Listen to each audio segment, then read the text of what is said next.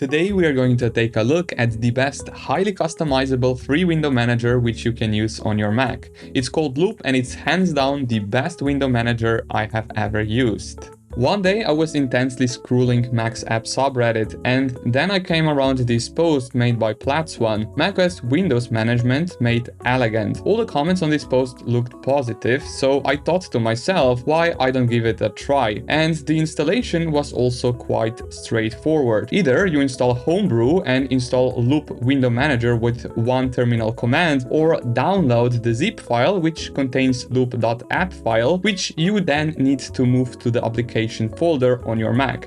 I chose the second option. By the way, if you are interested in my current desktop wallpaper, make sure that you check out the first link in the video description and don't forget to use the code BF20 for 20% discount. Once you have Loop app installed, you can navigate to the launchpad and click on the Loop icon to open the app, and then in your menu bar it should appear Loop icon. And for example, let me open the Arc browser real quick, and if you go here to the Loop app, you can then click on the resize and resize the targeted window from the menu bar at the top. If you want, let's say, place the Arc browser window to the top left corner, then you will navigate to the resize at the top and then scroll down and select top left border, and you can see that the window just snapped to this exact position. But this is not how you will actually use the Loop application. You will use the Loop app by holding down the globe key, which you can find on the bottom left corner on your Mac's keyboard. Hold it down and then you should see this screen or this circle which should appear. And then if you, let's say, for example, you want to snap the selected window to the right part of the screen, you will just drag the mouse cursor to the right side of the circle and you should see this preview of the window. And now if you would release, you should see that the window should snap to the exact position. If you would, for example, want to maximize the window, you can just put the mouse pointer inside the circle and then it should maximize the window like so. And this is basically how the Loop application actually works. Now, if you would go right now to the settings of the Loop app, you have more options here as well. Here you have window snapping, but this feature is currently in beta. Then you also have animate windows being resized. So if you want, you can also change this feature to the on and the windows should snap a little more smoother. Then if you want, you can also play with the window padding option, so this will affect how the snapped application will be moved away from the edge of the screen. Then you can also change the animation speed from smooth to the fast or to the instant. So if, for example, I select here instant, hold down the globe key and let's say snap it to the left part of your screen,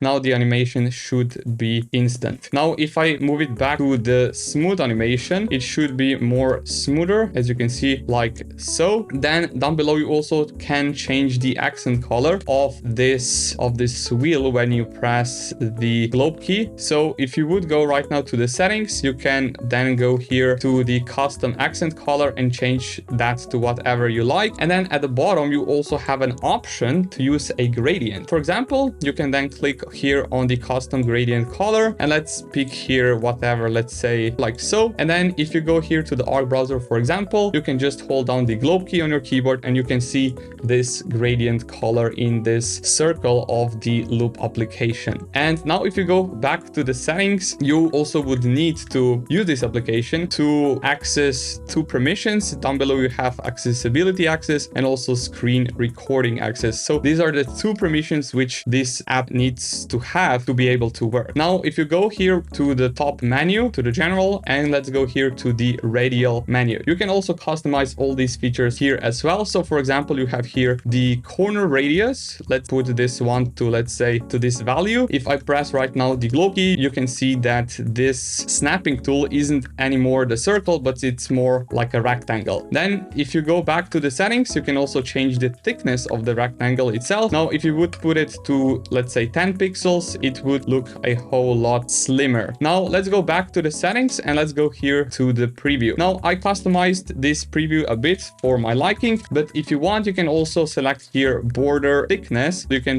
put the border thickness from 0 pixels to, let's say, 5 pixels. And now if you would move the wanted application to, let's say, left portion of the screen, you can also see this border around the preview of the snapped window. Now let's go back to the settings. Let's go here to the key bindings, because with this application, you can also use the keyboard to snap the window to wanted position. You have here the globe plus space key, then you have the globe plus up arrow key, and so on. Now for the trigger key, you can also change this value as well. As default, it's set to the globe. Now if you want, you can also set this one to the caps lock key or any other key, but I highly recommend that you go to this GitHub page and see the instructions for the loop app there. Now if you want, you can also select here trigger delay. Currently it's set to 0 to the default. Then if you want, you can also double click trigger key to trigger loop. So if you want, you can then double press the globe key, for example, and it will trigger the loop application. Now here, if you go to the more, you also have here to check for the updates of this application,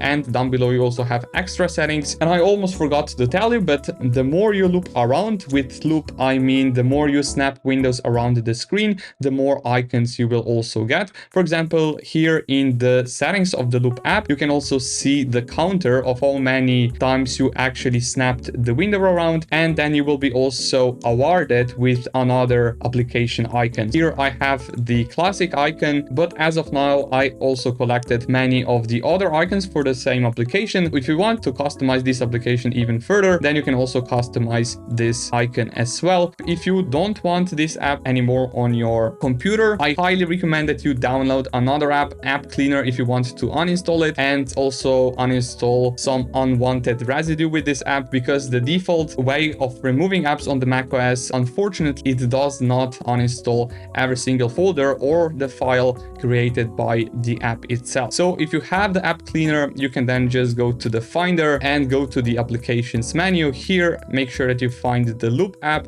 or whichever app you want to remove, and then just drag it to the App Cleaner, and here you will find many of the unwanted folders and files which would be usually left over when using the default uninstall method on the macOS. So this, I think, is pretty much it for the Loop app. Thank you so much for the watching. If you haven't already, make sure that you check out the first link in the video description for the wallpaper pack, and don't forget to use the code BF20 for the 20% discount. Thank you again for watching. Have an amazing rest of your day, and I'll see you all in the next one. Peace.